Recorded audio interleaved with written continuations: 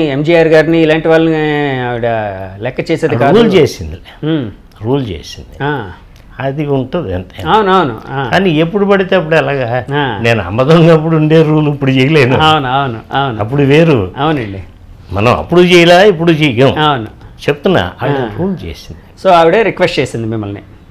నా వల్ల కాదమ్మా, నేను ఆ డ్రెస్లో ఉంటే నేను చెయ్యను, నేను అసిస్టెంట్గా పనిచేయను, మా గురువుగారికి నచ్చితే చేసుకోమన్నా.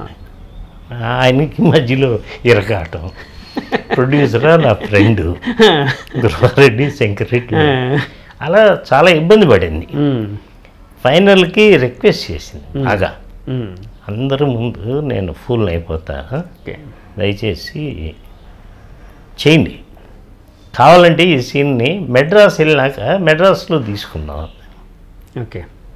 ఇంకా ప్రొడ్యూసర్ కూడా వచ్చి బతిమాలాడు, అరే బాబు నా సినిమా ఆగిపోద్ది ఏదో చేయరా అని చెప్పేదో చేసాం.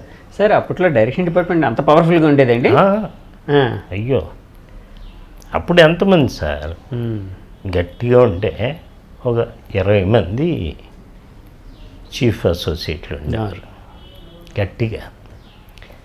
రాఘవేంద్రరావుకి మన్నయ్య, బాబాయ్ గారికి మురళీమోహన్, నేను బివి ప్రసాద్కి, అలా ఉన్న 10 మంది డైరెక్టర్లకి ఇలా 10 మంది. కొన్ని సినిమాలు అయితే మంచి చీఫ్ లేడని చెప్పి పోస్ట్పోన్ చేసుకున్న రోజులు ఉండేవి. ఇప్పుడు అంతా వేరే విధంగా ఉంది కదా సార్. సార్ ఇప్పుడు జబర్దస్త్లో యాక్ట్ చేస్తున్న, అదే జడ్జిగా వెళ్తున్న ఇంద్రజ ఉంది కదండి, ఇంద్రజకి లైఫ్ ఇచ్చింది మీరే. తెలుగు సౌత్లోని లైఫ్ ఇచ్చింది మీరే, ఎందుకంటే అమ్మ దొంగలో ఆ అమ్మాయి క్యారెక్టర్ పెట్టి ఆ అమ్మాయికి ఒక ఎలివేషన్ ఇచ్చారు. తర్వాత నెక్స్ట్ సినిమాలో ఆ అమ్మాయి ఏవో ఎక్స్ట్రాలు చేసిందని చెప్పి ఆ అమ్మాయిని, ఏంటి సార్ అది? కేఆర్ విజయ్ గారు సొంత ఫ్లైట్స్ ఉన్నాయి. అవును, చాలా పెద్ద ఆవిడ ఇల్లే ఒక ఇంద్రభవనం. అవును. ఆవిడకి అమ్మ మీరు ఎంతమంది వస్తారు మైసూరు అంటే, అందరం వస్తామండి, పేర్లు చెప్తే మా మేనేజర్ ఫ్లైట్ టికెట్స్ బుక్ చేస్తాం. ఎక్కడికి? మీరు ప్రొడ్యూసర్ సార్ ఆ సినిమాకి? అంటే మా తమ్ముడు ప్రొడ్యూసర్, మీరు డైరెక్టర్. ఓకే. జగదీక్ వీరుడు సొంత ఇది జగదీక్ వీరుడు. రెండో సినిమా అమ్మ దొంగ తర్వాత ఇంద్రజకి. అవును, సేమ్ కృష్ణ గారి కాంబినేషన్. అవును. ఫస్ట్ దాంట్లో సౌందర్య, ఆమని, ఇంద్రజ. అవును. సెకండ్ దాంట్లో ప్రేమ, సౌందర్య, ఇంద్రజ గారు. అంటే తను వద్దండి ఫ్లైటు ఇక్కడి నుంచి బెంగళూరులో దిగి బెంగళూరు నుంచి మళ్ళీ కారులో వెళ్ళే బదులు నేను ఇక్కడి నుంచి డైరెక్ట్గా కారులో వస్తే, ట్రైన్లో వస్తాను, మా అసిస్టెంట్స్ అందరూ మా కారులో వస్తారు. నేను చాలా గొప్పగా ఫీల్ అయ్యా. మరి అంత గొప్ప ఆవిడ షీజ్ నాట్ ఆర్డినరీ. ఆ స్టేజ్ ఉండేవాళ్ళు అంత గొప్ప లావిష్నెస్ ఉండేవాళ్ళు. నేను ట్రైన్లోనే వస్తాను, పొద్దున 6ంటికి ట్రైన్, ఆ ట్రైన్లో వస్తుంది. తిని మా మేనేజర్ వెళ్ళి ఇలా నీకేంటమ్మా అంటే, ఫ్లైట్ ఏదో అడిగింది, ఇలా కేఆర్ విజయ్ గారు అంతా ట్రైన్లో వస్తున్నారమ్మా, వెళ్తా అంటే కలిపి పంపిస్తాను. అవును, నేను ట్రైన్లో వెళ్తే వాంతులు అవుతాయి అంది. ఈ ట్రైన్లో వెళ్తే వాంతులు అవుతాయి అన్న పదం నాకు పుట్టినప్పటి నుంచి ఇప్పుడు దాకా ఎవరు ఫస్ట్ టైం విన్నారు. సరే తను ఎలాగొస్తే అలా రమ్మనండి. బస్ సిక్నెస్ ఉంటుంది కానీ ట్రైన్ సిక్నెస్ అనేది ఎప్పుడు ఎవరు వినరు. వాంతులు వస్తాయని అడిగి నేను ఒకటి చెప్పాను. ఆ అమ్మాయిని అనవసరంగా మనం ఎంకరేజ్ చేసాం. సరే దీంట్లో కూడా మంచి వేషం ఇచ్చాం. ఓకే. మనం న్యాయం చేసేస్తాం, మన నుంచి వెళ్ళిపోద్ది, మన సర్కిల్ నుంచి వెళ్ళిపోద్ది, వెళ్ళిపోయి దాన్ని. ఆ అమ్మాయితో ఎవరు మాట్లాడకూడదు సెట్లో. ఓకే. ఆ అమ్మాయి సెట్కి వచ్చే ముందు అందరికీ ఇన్స్ట్రక్షన్స్ ఇచ్చారు మీరు డైరెక్ట్గా? వచ్చింది, షూటింగ్ చేస్తున్నా, ఎవరు మాట్లాడట్లా, అలా ఎవరు మాట్లాడటానికి లేదు.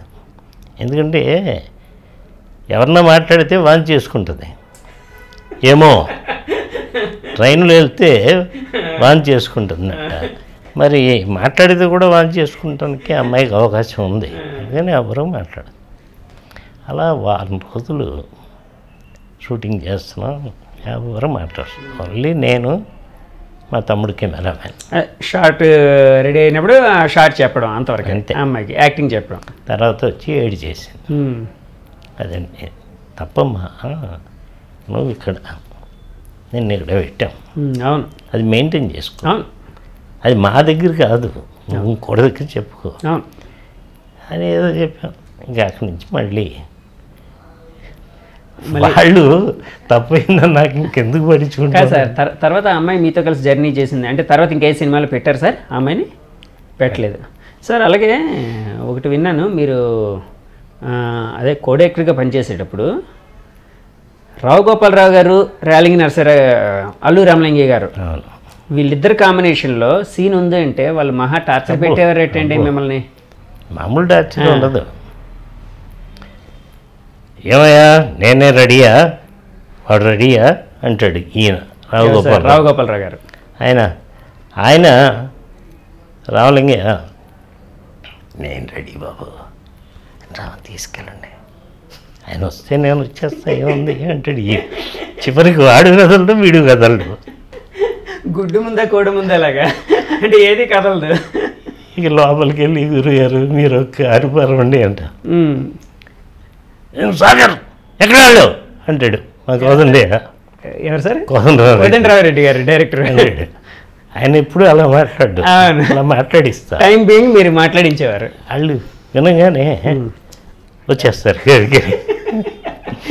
అంటే ఒక ఫన్ కోసం చేసేదండి, అది కావాలి. అదే అదే అదే అంటే షూటింగ్లో ఒక ఫన్. ఒకసారి క్రాంతి గారు సినిమాలో ఒక గెస్ట్ హౌస్లో వీళ్ళని పెట్టారు.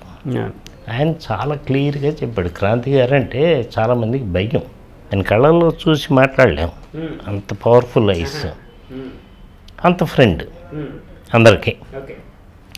రామలింగయ్యకి, రావు గోపాలరావుకి ఒకటే చెప్పాడు, మీరు 6 గంటలకు షూటింగ్ అవగానే వచ్చి ఏం చేసుకుంటారు చేసుకోండి, మందు కొడతారా కొట్టండి, తింటారా తినండి, 10ంటికి పడుకోవాలి, 6ంటికి లేవాలి అని చెప్పేస్తాడు.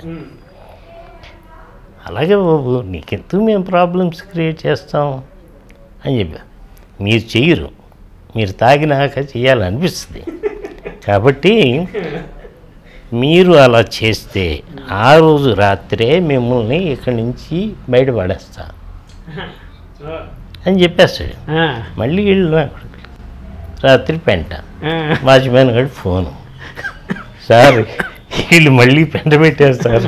ఆయన వచ్చి వీళ్ళకి రూమ్లో ఉన్నాయని తీసేసి రాస్తాడు.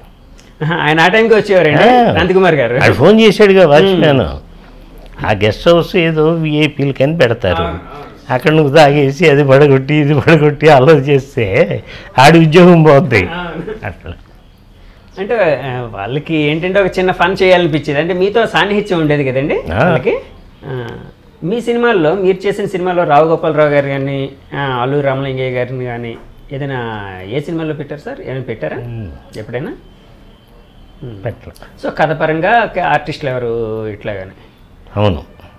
మీరు యాక్చువల్గా సుమన్ గారిని, భానుచంద్ర గారిని పెట్టి సినిమాలు తీసే టైంలోనే కదండి సుమన్ గారు అనుకోకుండా ఒక బ్యాడ్ ఇన్సిడెంట్లో ఇరుక్కోవడం, అంటే ఒక ఆయన మీద ఒక అపవాదు రావడం, అనుకోకుండా ఒక స్కాండిల్ లాంటిది. అవును.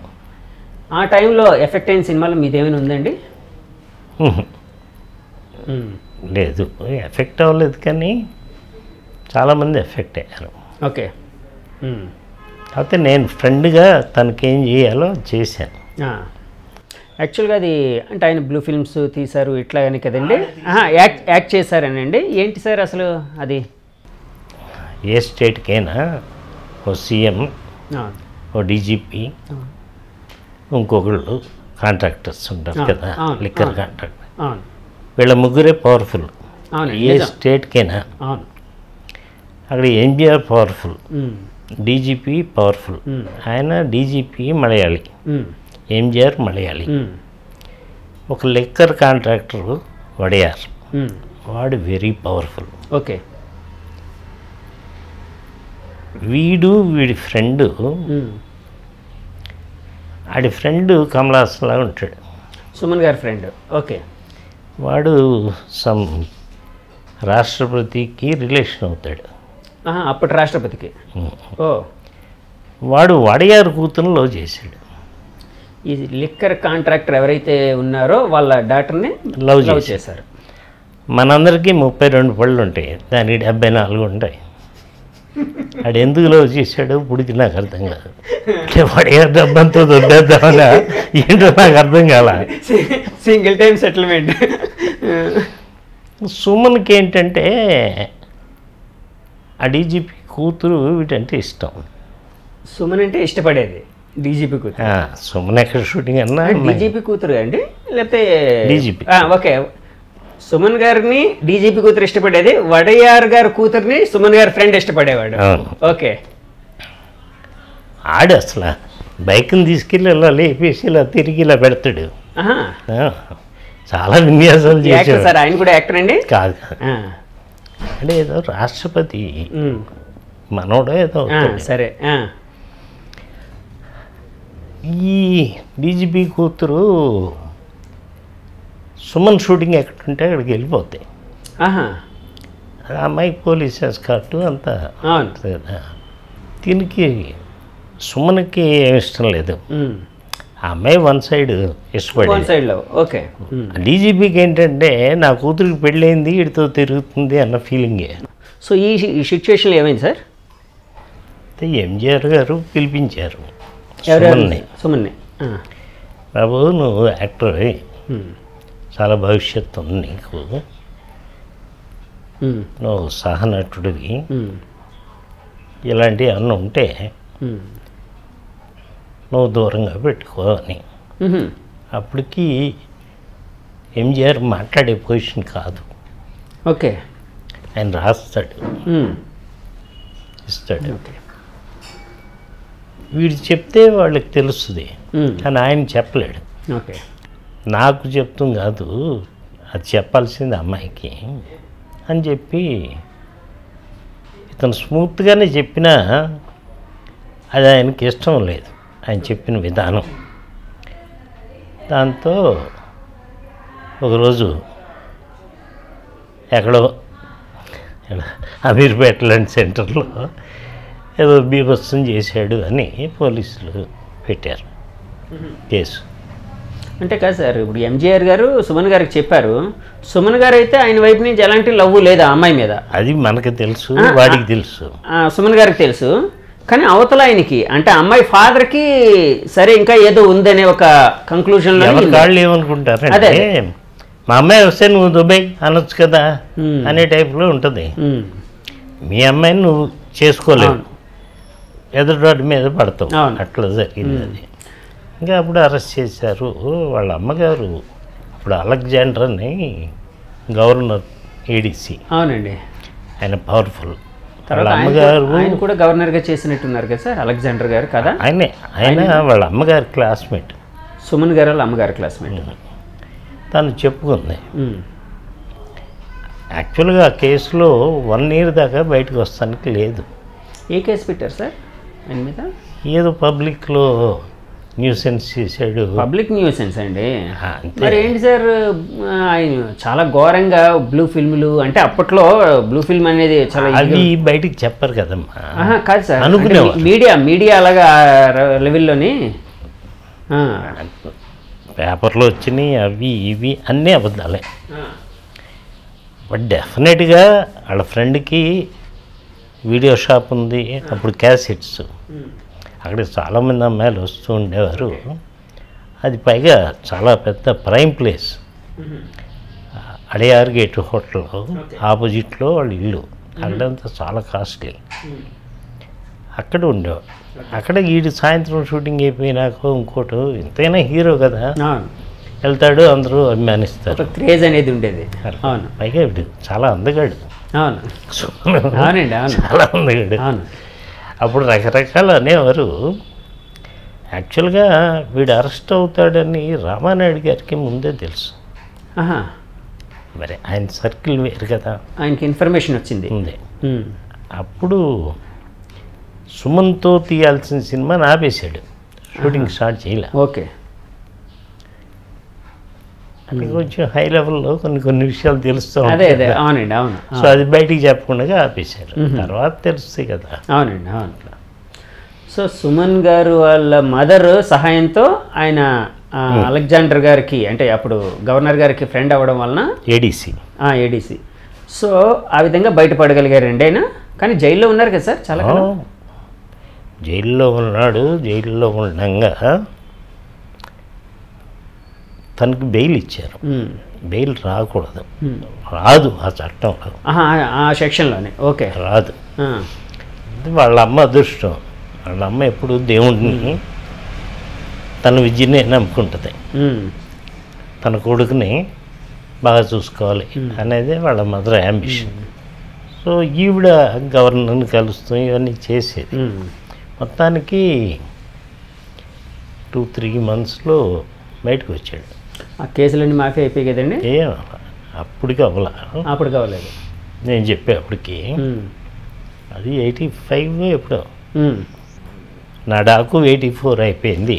ఓకే 85లో ఇన్సిడెంట్ జరిగింది. అప్పుడు కోర్టు ఏం తీర్పు ఇచ్చిందంటే ఇన్స్టెడ్ ఆఫ్ జైలు చెంగల్పట్ డిస్ట్రిక్ట్లో ఉండాలి ఓకే అని పెట్టింది.